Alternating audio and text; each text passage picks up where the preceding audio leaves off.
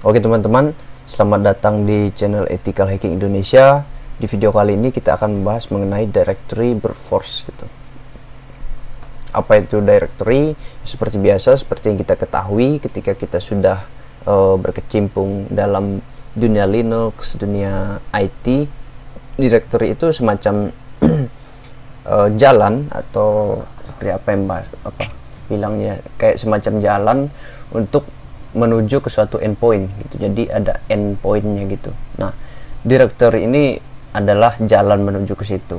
Nah, itu yang harus teman-teman pahami dulu, karena ketika teman-teman tidak memahami itu, pasti teman-teman akan aneh gitu. Kenapa kok salah terus gitu dalam melakukan brute force directory-nya. Jadi ada masalah yang mau saya bahas, yaitu yang pertama mengenai ketidakjelian kita untuk melihat apa yang terjadi di belakang server. Maksudnya apa yang berjalan di server, misalnya bahasa programnya, misalnya kayak software apa yang dipakai gitu. Itu kan biasanya ada extensionnya, misalnya PHP, HTML, dan juga HTML itu sendiri. Nah, jadi teman-teman menyiapkan word list yang harus tepat gitu. Nah, masalah yang kedua yaitu di word list itu sendiri. Word list yang kita pakai itu harus kita sesuaikan dengan target kita gitu. Karena tidak mungkin kita melakukan brute force directory terhadap website atau company yang berjalan di suatu bisnis kripto, tapi kita pakainya di word list yang untuk untuk semacam produk lain gitu, misalnya kayak marketplace gitu. Itu pasti meleset gitu ya, karena orang yang mendevelop suatu sistem itu juga memikirkan cara-caranya itu. Maksudnya itu kayak memikirkan apa sih nama-nama yang tepat gitu. Dari situ kita bisa menerka. Sebagai orang yang quality control, kita harus lihat bahwa ada perbedaannya gitu. Nah, makanya yang kedua itu, yang penting itu word list. Teman-teman harus tahu word list yang tepat gitu. Bahkan yang paling bagus ketika teman-teman melakukan pencarian suatu directory terhadap suatu company atau perusahaan, maka teman-teman itu harus memahami dulu apa sih kategori dari websitenya ini, apa sih yang harusnya ada di belakang gitu. Itu yang teman-teman harus bahas, dan itu masuknya ke dalam proses information gathering ya, dimana kita mendapat informasi sebanyak mungkin untuk sebagai petunjuk kita untuk melakukan penyerangan selanjutnya gitu. Nah, word list yang saya sarankan adalah dua ini, word list assetnode.io, terus di GitHub-nya Daniel Miessler, checklist ya. Tapi yang lebih saya rekomendasikan itu yang ini, yang assetnode. Kenapa saya lebih rekomendasikan yang ini? Karena saya lihat perkembangan dari assetnode ini setiap hari ya, bukan setiap hari lagi, tapi setiap tahun gitu. Kalau kita lihat di sini, bahkan untuk 2022 udah ada gitu dari kemarin. Mungkin 2023 akan nyusul kan, ini baru awal tahun juga, jadi belum dirilis gitu. Nah, penting adanya kayak kita memahami word listnya gitu. Misalnya word listnya yang ini, kita coba buka. Ini kan API routers ya, kita buka.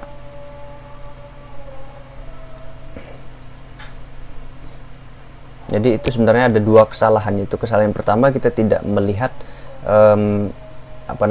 jenis target kita. Yang kedua adalah word list. Word list kita tidak pernah kita lakukan pembaruan, tapi kita pakai word list yang yang lama. Jadi bahkan orang-orang yang top, kalau kita bilang top hacker pun memakai atau menggunakan word list yang harus diperbarui gitu. Karena kalau tidak, maka semacam expired gitu, orang-orang sudah tahu gitu.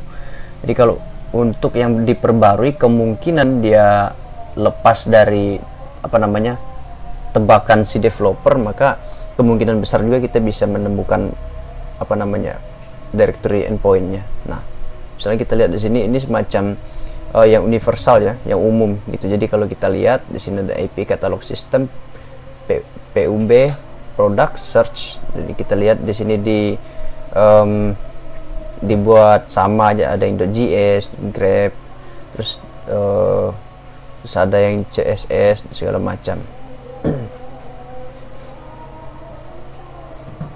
Ini agak berat ya, karena filenya terlalu banyak.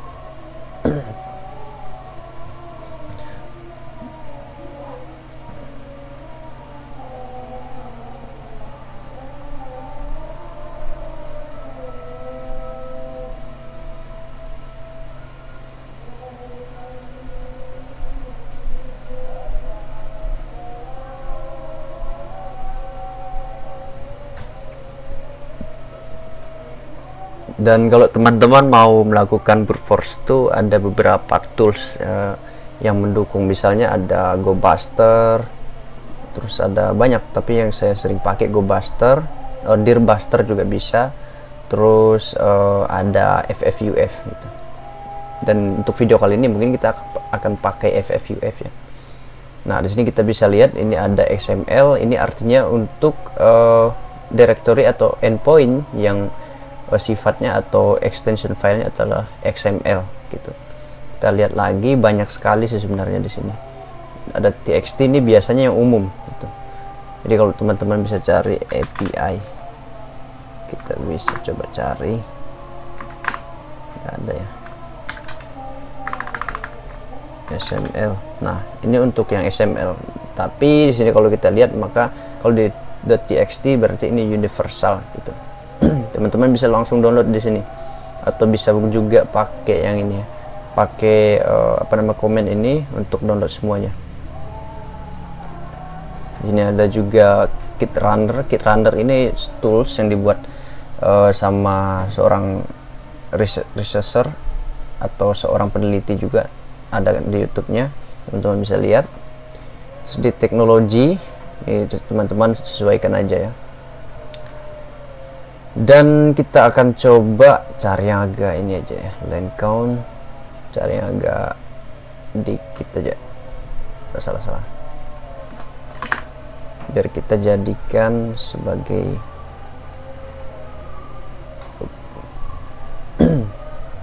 kita download yang ini aja.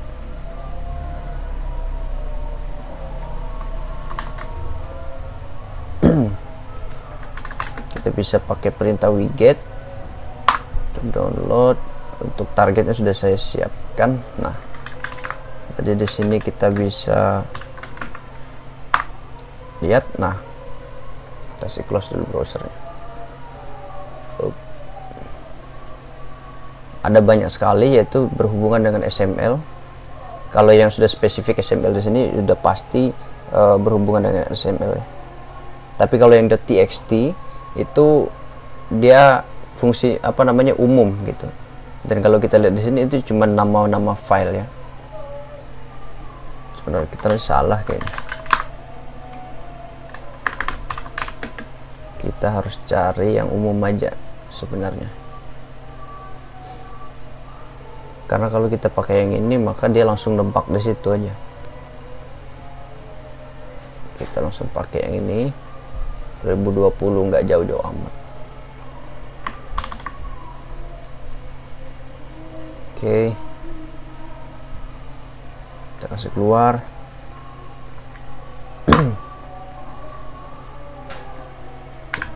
Kita hapus saja yang ini XML. Move to trash. Saya ini biar tidak lama.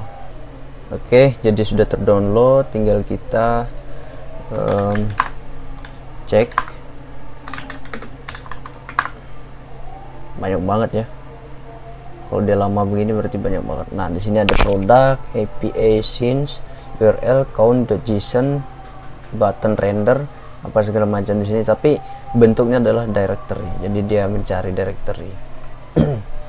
Dan kesalahan-kesalahan teman-teman biasanya langsung yang biasa dipakai itu yang ini. Share word list. Nah, di sini kan ada banyak nih. Right. Nah, ada nmap, roq dan sebagainya. Kita mau pakai yang mana? Misalnya yang sering dipakai adalah DRP. Nah, di sini ada big. Intinya yang di sini ini sudah sudah dilihat sama para peneliti ya, peneliti keamanan. Jadi mereka sudah pasti memblokir atau tidak menggunakan wordlist. Kemungkinan mereka menggunakannya itu sangat kecil sekali. Jadi kalau kita mencari itu kayak kita akan menghabiskan waktu kita di sini aja gitu. Oke. Kita langsung pakai yang ini aja, ffuf help. Nah, ini adalah cara-cara menggunakannya. Kita bisa pakai fast untuk menempatkan di mana si payloadnya harus dipakai gitu. Ini ffuf wordlist.txt http mc artinya match code, all artinya semuanya match code-nya, mau dia error ke apa segala macam tetap dikasih tunjuk gitu. Tapi inilah yang paling penting gitu. fs artinya filter HTTP response size. Jadi size nya yang difilter berapa, ini kan ada 42, size nya 42, color dan verbose. Oke, coba kita langsung seperti yang biasa aja, maksudnya tidak ribet ya. ffuf terus wordlistnya apa, wordlistnya kita langsung pakai yang ini. Terus targetnya sudah saya siapkan sih sebenarnya, kita pakai yang basic aja ya.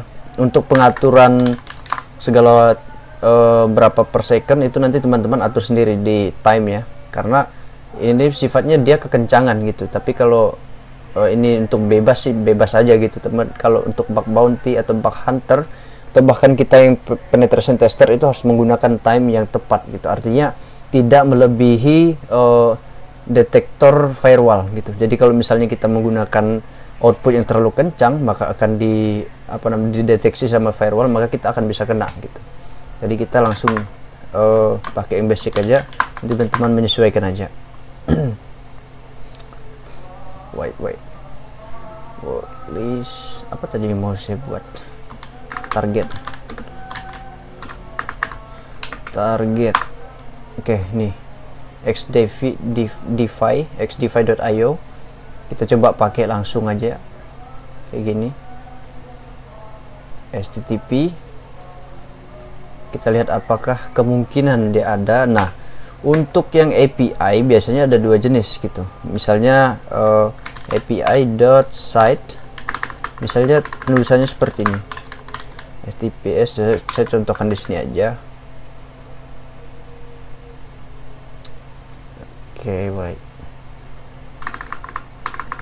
HTTPS API site name.com domainnya. Nah, ini biasanya direktorinya ada di sini, langsung di sini ya. Nah, kalau ada juga tipe yang misalnya langsung site name domain terus API /v1. Nah, terus ada yang v2, bisa juga v1/API, dia bisa kebalik gitu v2/API. Terus direktorinya ada di sini. Intinya antara dua ini kebalik, dan selanjutnya itu adalah direktorinya atau sampai kepada endpoint. Misalnya direktorinya adalah product/name, terus name-nya apa, misalnya name-nya saya gitu. Nah, ini ada endpoint-nya, ini sudah masuk endpoint. Oke, itu adalah tipe-tipenya. Terus di sini kita langsung aja menggunakan yang ini. Tidak lupa kita kasih tanda fast ini artinya supaya mesinnya mengenali bahwa setelah io./ langsung di sini ditaruh pilotnya atau wordlistnya ya. Wordlistnya nah ini. Jadi misalnya yang simple dulu, misalnya v1.product. Jadi nanti di sini dia akan memberikan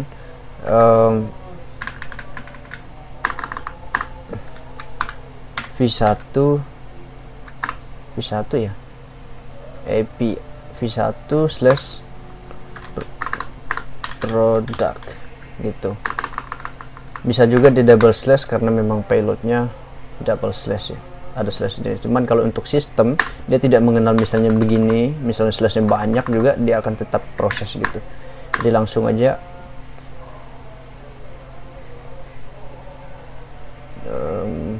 kita langsung aja fast di sini, fast, terus MC match code-nya kita ambil yang 200 saja. 200 artinya oke atau accepted, atau bisa diterima atau tidak ada masalah gitu. Kalau misalnya 4 itu biasanya forbidden atau enggak error. Terus kalau 500 dan 501 ini biasanya error server atau enggak server internal error. Nah, kita pakai yang 200 saja.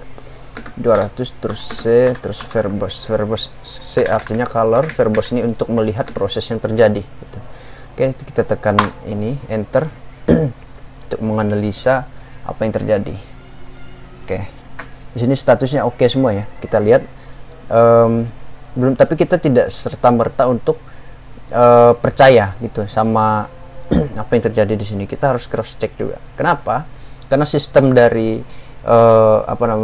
dari website ini juga dia akan bisa menerima semuanya gitu, dengan syarat sudah ada filter di dalam servernya gitu. Itu biasanya seperti itu. Kalau enggak, kalau mereka tidak menggunakan filter, pastinya di dalam inputan ini sudah hasilnya 400 atau error.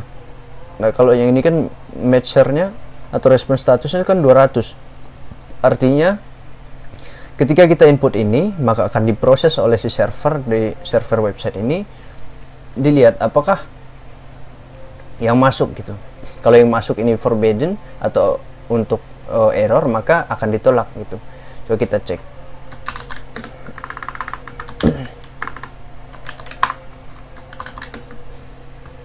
We get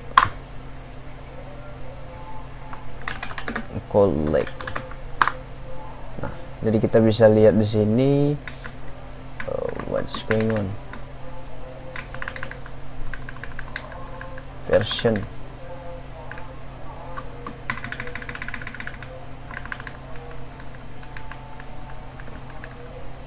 Atau kita bisa langsung ceknya juga di di websitenya langsung. Tapi sepertinya ini cuma respon biasa gitu ya, respon biasa terhadap pilot kita gitu. Coba kita cek, kita hapus saja.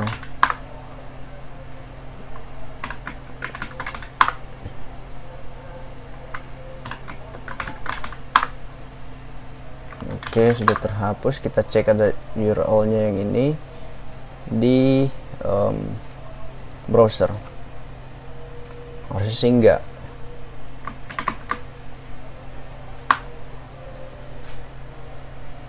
Oke, jadi kalau kita lihat responnya adalah biasa aja, maksudnya sudah dihapus gitu. Dihapus artinya sudah dihapus oleh sistemnya gitu ya. Karena apa? Karena sistemnya menganalisa apa sih yang masuk gitu. Boleh nggak sebenarnya kita tampilkan data yang masuk gitu. Seperti collect ini kan sistemnya menganalisa bahwa si status ini, si payload ini akan mengambil collect. Collect artinya mungkin sesuatu file yang sensitif yang tidak boleh dikeluarkan ke luar gitu. Nah, itu yang membuat sistemnya akan mengeliminasi atau melakukan pencegahan terhadap proses ini. Nah, tetapi untuk status protokol HTTPS maka diberikan status 200. Oh, artinya oke, kamu boleh masuk tapi dengan syarat saya tidak memberikan apa yang kamu mau gitu. Oke, jadi kurang lebih seperti itu. Makanya semua payloadnya bisa tereksekusi dengan baik dengan status 200, tapi belum tentu itu work atau itu bekerja sesuai dengan apa yang kita mau gitu. Jadi kita harus lihat juga gitu. Artinya di dalam suatu sistem ini sudah diberikan semacam filter gitu, jadi aman-aman aja sebenarnya gitu. Oke, mungkin itu aja yang mau saya bahas di video kali ini. Durasi kita juga cukup karena masalahnya cuma itu aja sih sebenarnya. Masalahnya adalah yang pertama itu kita tidak menganalisa dulu target kita nih siapa, apa yang ada sama target kita. Yang kedua itu adalah wordlist kita. Wordlist kita itu harus kita perbaharui setiap hari, kalau perlu setiap hari, setiap tahun juga bisa. Karena untuk memastikan bahwa kita ini masih fresh gitu, kita ini masih kayak masih layak lah untuk mencari mencari bug atau mencari celah-celah seperti itu. Karena kalau ketika kita pakai wordlist yang 10 tahun atau 10 tahun deh, misalnya 4 tahun atau 2 tahun 3 tahun ke belakang, itu sudah pasti expire. Hitungan expire itu tidak ada standarnya, cuman kayak kita tahu bahwa si developer yang membuat website ini sudah tahu bagaimana cara quality control sebelum dipublish ke publik gitu. Jadi itu yang harus kita perhatikan juga. Hal-hal sekecil itu juga bisa menjadi masalah, sehingga ketika kita melakukan brute force, kita biarkan komputer kita bekerja sampai berjam-jam, tetapi malah kesalahan awal ini yang sepele kita tinggalkan gitu. Oke, gini itu aja yang mau saya bahas di video kali ini. Terima kasih karena teman-teman sudah mengklik video ini. Jangan lupa di share ke teman-teman kalian yang mungkin membutuhkan informasi yang sama seperti teman-teman juga. Dan juga terima kasih untuk teman-teman yang baru dan terus mengklik video ini. Kalau kalian mau berlangganan silahkan berlangganan, kalau enggak ya enggak apa-apa juga gitu. Dan untuk teman-teman yang lama, terima kasih, kalian luar biasa. Kalian adalah orang-orang yang konsisten dalam belajar, jadi sampai hari ini pun kalian masih tetap belajar. Oke, jadi mungkin itu aja. See you in the next video.